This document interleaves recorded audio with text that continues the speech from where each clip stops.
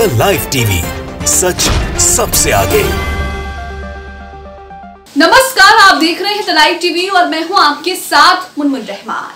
Hamas Israel के बीच युद्ध लगातार जारी है और अब हमास इजराइल को उसी की भाषा में जवाब देने की तैयारी कर रहा है।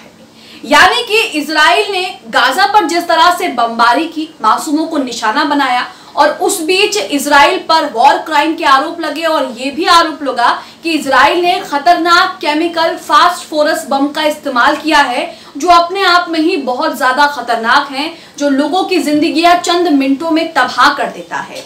खुद यूएन की रिपोर्ट में भी इस बात की पुष्टि की गई। अब कहा जा रहा है, इजराइल के राष्ट्रपति ही ये दावा कर रहे हैं कि हमास भी इजराइल पर केमिकल से हमला करने की तैयारी कर रहा है, प्लानिंग कर रहा है। क्या वाकई इजराइल पर केमिकल हमला होने वाला है? ये युद्ध मिसाइल और एयर स्ट्राइक से शुरू हुआ था, लेकिन अब ये युद्ध जिस तरफ बढ़ रहा है वो बेहद ही खतरनाक है।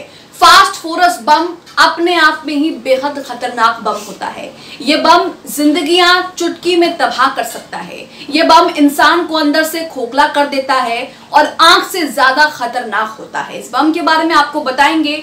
हमास इजराइल पर किस तरह का केमिकल अटैक कर सकता है, इसे लेकर क्या दावा किया जा रहा है, ये भी आपको बताएंगे। आप अपनी स्क्रीन पर आज तक का ये आर्टिकल देख रहे हैं। इस आज तक के आर्टिकल में विस्तार से बताया गया है कि इजराइल के राष्ट्रपति क्या दावा कर रहे हैं और जिस केमिकल की वो बात कर रहे हैं वो केमिकल कितना खतरनाक है। अगर इस केमिकल से इजराइल पर हमला होता है तो उसके बाद आप सृष्टि पर जो महाविनाश होगा उसकी कल्पना भी नहीं कर सकते।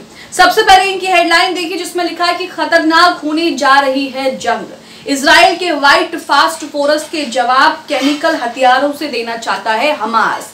तो यहाँ पर इजराइल ने जो गाजा में फास्फोरस बम का इस्तेमाल किया था, कहा जा रहा है कि हमास उस फास्फोरस बम का इस्तेमाल केमिकल से देने जा रहा है। यहाँ पर आगे देखिए लिखा है, 7 अक्टूबर का दिन था। शाम 7:10 पर दक्षिणी इजराइल में नोवा म्यूजिक फेस्टिवल चल रहा था। लोग झूम रहे थे, नाच रहे थे, गा रहे थे, लेकिन उसी बीच हमास का जो हमला है वो इजराइल पर होता है। जमीन और पानी के रास्ते, आसमान के रास्ते इजरायली शहरों पर ऐसा हमला हमास ने किया कि पूरी दुनिया उनका ये हमला देखकर दंग रह गई। हमास ने चंद मिनटों में इजराइल पर हजारों रॉकेट दाग दिए। मोसाद, जो कि इजराइल की खुफिया एजेंसियों में से एक है, मोसाद भी यहाँ पर नाकाम हो गई। इजराइल को संभलने का मौका तक नहीं मिला। लेकिन इजराइल ने जब ठहर कर पलटवार किया तो गाजा में तबाही का मंजर आम हो गया। हर तरफ लाशों के ढेर लग गए। इजराइल ने आसमान से कहर बरपा दिया, जिसका खामियाजा फिलिस्तीन के बेगुनाहों को भी भुगतना पड़ा। ये जंग अभी भी जारी है और अब हजारों लोगों की जान लेने के बाद भी ये जंग रुकने के बजाय और खतरनाक होती जा रही है, क्योंकि इजराइल ने हमास दोनों में से कोई भी झुकने को तैयार नहीं है। इजराइल हमास पर लगातार एयर स्ट्राइक कर रहा है। इसी दौरान फिलिस्तीन ने आरोप लगाया था कि इजराइल ने उसके इलाके में सफेद फास्फोरस बम गिराया। पहले इस बम के बारे में जान लेते हैं कि ये बम क्या है। ये बम बेहद खतरनाक है। ये बम फास्फोरस रसायन से बनाया जाता है। ये परमाणु जैसा ही व्यवहार करता है, यानी कि रिएक्शन जो है इसका वो परमाणु बम की तरह ही है। यानी जब फास्फोरस बम पूरी तरह से जलकर खत्म नहीं हो जाता, जब तक फास्फोरस बम पूरी तरह से जलकर खत्म नहीं होता, तब तक ये तबाही जो है वो फैलाता रहता है। ऑक्सीजन के संपर्क में आते ही ये जलने लगता है। धमाके के आसपास के इलाके से ऑक्सीजन को सोख लेता है। सारे ऑक्सीजन खुद के जलने में लगा देता है। ये जहां भी गिरता है वहां पर आग लग जाती है। तो ये अगर इस बम को आम भाषा में समझा जाए तो ये तबाही का एक अलग मंजर दिखाता है। सृष्टि पर सर्वनाश करने के लिए काफी है। व्हाइट फास्फोरस बम सफेद फास्फोरस और रबर को मिलाकर तैयार होता है। फास्फोरस मोम जैसा केमिकल होता है जो हल्का पीला या रंगीन होता है। इससे सड़े हुए लहसुन जैसी तेज गंध आती है। इस रासायनिक पदार्थ की खूबी यह है कि ये ऑक्सीजन के संपर्क में आते ही आग पकड़ लेता है और सारा ऑक्सीजन भी सोख लेता है। अब यहाँ पर देखिए कि इसे पानी से बुझाया नहीं जा सकता। यही बात इसे बेहद खतरनाक बनाती है।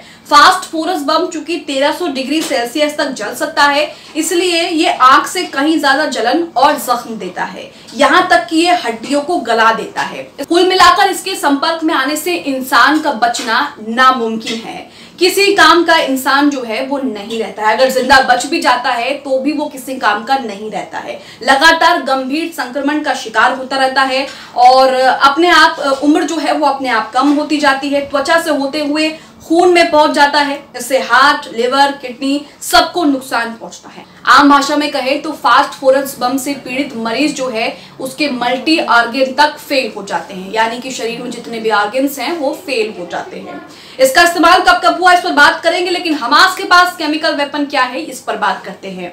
रॉकेट और एयर स्ट्राइक से शुरू हुई इजराइल हमास जंग अब केमिकल हथियारों की तरफ बढ़ रही है, जो कि बेहद खतरनाक है।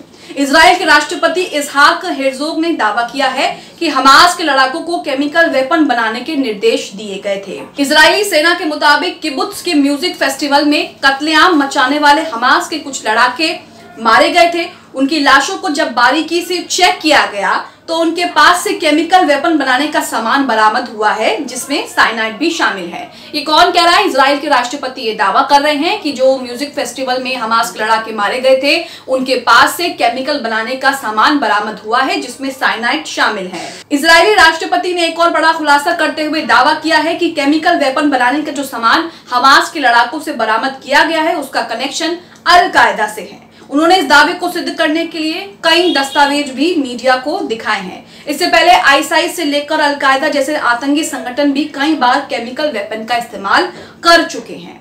अब ये काम कैसे करते हैं इस पर बात करते हैं। वैसे तो हथियारों में भी जो गोला बारूद होता है वो किसी केमिकल से कम नहीं होता है, लेकिन जिन केमिकलों की बात की जा रही है वो गैस और लिक्विड का एक भयानक मिश्रण है, जिसमें बड़ी तादाद में तबाही मचाने की क्षमता होती है।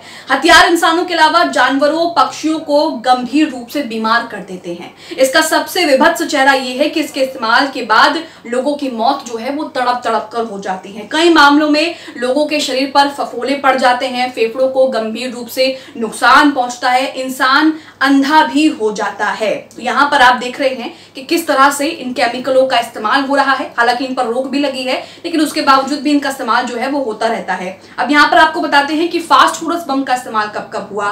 फास्फोरस बम का उपयोग पहले और दूसरे विश्व युद्ध में काफी ज्यादा हुआ। इराक युद्ध के समय अमेरिका ने इसे काफी ज्यादा फोड़ा, वहीं वियतनाम युद्ध के समय भी इसको फोड़ा गया। अरब और इजराइल के युद्ध के दौरान भी इसका इस्तेमाल किया गया।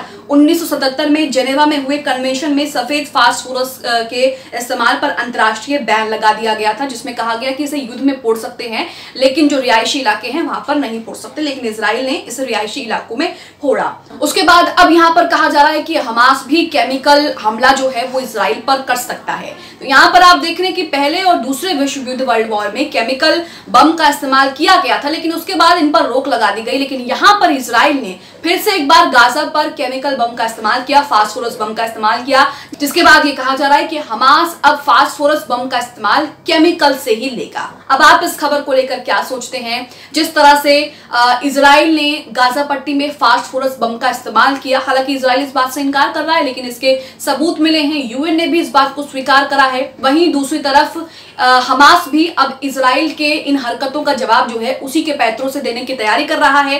राष्ट्रपति दावा कर रहे हैं इजराइल के कि हमास के लड़ाकों के पास से खतरनाक केमिकल वेपन बनाने का सामान मिला है, जिसमें साइनाइड भी शामिल है। अब आप इस खबर को लेकर क्या सोचते हैं? हमें कमेंट बॉक्स में अपनी प्रतिक्रिया, अपनी राय जरूर दें। द लाइव टीवी, सच सबसे आगे।